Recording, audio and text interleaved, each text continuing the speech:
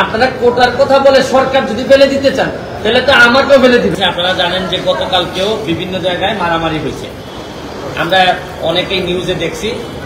আমার কাছে মনে হচ্ছে আজকেও দেখলাম যে ছাত্রলীগের প্রোগ্রাম দিয়েছে, আবার যারা কোটা সংস্কারের জন্য আন্দোলন করতেছেন তারাও প্রোগ্রাম দিয়েছেন। তো মোটামুটি দেখা যাচ্ছে যে একটা মারামারি অবধারিত। এই পর্যায়ে আমার কাছে মনে হয়েছে যে আমি একজন এমপি হিসাবে আমার কিছু কথা বলা দরকার। প্রথম যে কথাটা বলতে চাই যে মাননীয় প্রধানমন্ত্রী, সরকার প্রধান, উনিও কোটা সংস্কারের কথা বলেছেন। যারা আন্দোলন করতেছেন তারাও একটা যৌক্তিক সংস্কার চাচ্ছেন। তো দুইজনেরই তো চাওয়া এক, তারপরও এত আন্দোলন কেন হচ্ছে? এর মানে হচ্ছে গিয়ে দুইজনের প্রতি হয়তো বিশ্বস্ততা কম, অথবা দুইজনকে বুঝে উঠতে পারতেছেন না। আমার কথা হচ্ছে যে একজন যদি বলতো যে না একেবারে কোটা থাকবে না, আর একজন যদি বলতো কোটা থাকবে, তাইলে না হয় আন্দোলনের মাধ্যমে এটা করা যেত।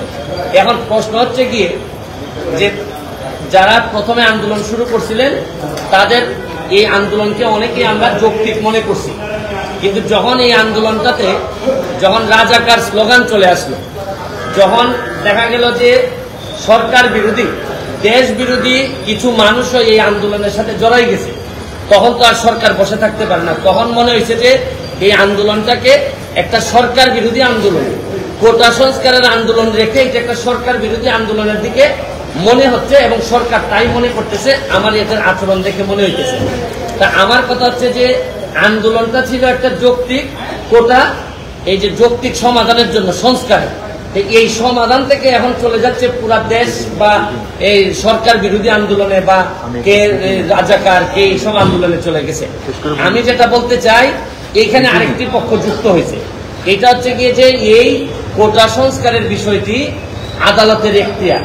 আপনারা জানেন যে এটা প্রধান বিচারপতির আদালতে এই জিনিসটা আছে। আপনি আদালতকে যদি না মানেন তাইলে তো আমাদের আরেকটা কনস্টিটিউশনাল একটা ক্রাইসিস আমরা পড়ে যাব।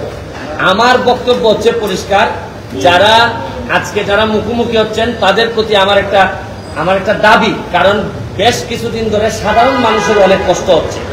আমি বলছি না যে আপনাদের দাবিও যৌক্তিক, আমি বলতে চাচ্ছি যে আপনাদের এই দাবি আদায়ের যে প্রক্রিয়াটাকে আদালত পর্যন্ত একটু অপেক্ষা করা যায় কিনা।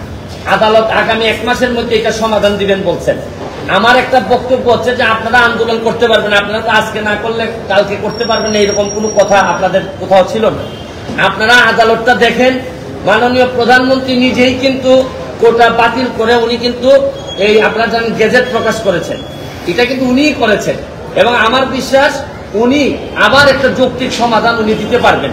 কারণ হচ্ছে গিয়ে আপনারা কোটার কথা বলে সরকার যদি ফেলে দিতে চান তাহলে তো আমাকেও ফেলে দিবেন, আমি এমপি হিসাবে তো আমিও করে যাব, তাতে আমার দুঃখ নাই। যদি আপনারা ভালো কারণে আমাদেরকে ফেলে দেন অসুবিধা নাই, কিন্তু যদি এখন যুদ্ধাপরাধী এরা যদি এসে আমাদেরকে ফেলে দিতে চায় তাইলে তো আর ফেলে দেওয়ার সাথে সাথে এই যে রক্তাক্ত একটা অবস্থার মুখোমুখি যদি হইতে হয় তাহলে দেশের জন্য কোনোভাবে এটা সুখকর হবে না। আমার বক্তব্য হচ্ছে আপনারা অন্তত 1 মাসের জন্য এটাকে স্থগিত করেন, এবং প্রয়োজনে আমি আপনাদেরকে নিয়ে যারা কোটা সংস্কারের আন্দোলন করতেছেন তাদের যারা নেতৃবৃন্দ, তাদেরকে নিয়ে যারা আসলেই প্রকৃত ছাত্র তাদেরকে সাথে করে নিয়ে প্রয়োজনে আমি প্রাইম মিনিস্টারের সাথে বসে কথা বলবো, যাতে একটা যৌক্তিক সমাধান করা যায়।